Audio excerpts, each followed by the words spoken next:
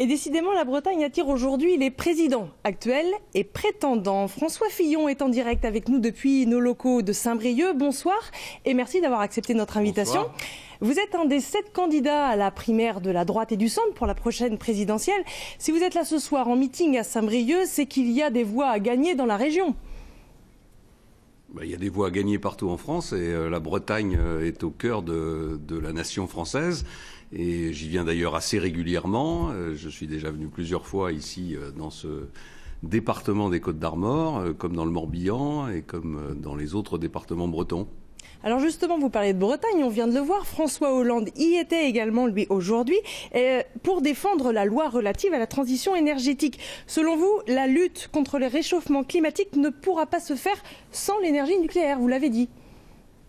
C'est-à-dire que cette loi est une illustration des contradictions du gouvernement et de François Hollande. D'un côté, on a signé la COP21 avec des engagements très puissants et que j'approuve en matière de réduction des émissions de CO2. Et de l'autre côté, on a adopté une loi de transition énergétique qui, parce que pour des raisons idéologiques, on veut baisser très vite la part du nucléaire, va aboutir à des rejets de CO2 supplémentaires. Donc moi, ce que je propose, c'est différent. C'est de maintenir le nucléaire aujourd'hui au niveau, grosso modo, où il est, et de mettre le paquet sur les énergies renouvelables pour remplacer tout le reste, c'est-à-dire le pétrole, le gaz, l'ensemble des sources de production d'électricité à partir d'énergies fossiles. Et c'est la meilleure façon de tenir les engagements de la COP21 et en même temps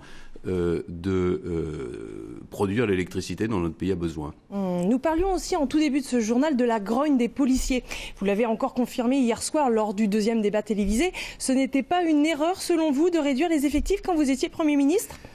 Non, je crois qu'il ne faut pas mentir aux Français en leur faisant croire qu'il n'y a que des questions d'effectifs dans la crise de la police. Je l'ai dit hier soir, il y a plus de policiers et de gendarmes en France que chez nos voisins allemands et chez nos voisins anglais. En revanche, il y a beaucoup moins de juges et beaucoup moins de places de prison.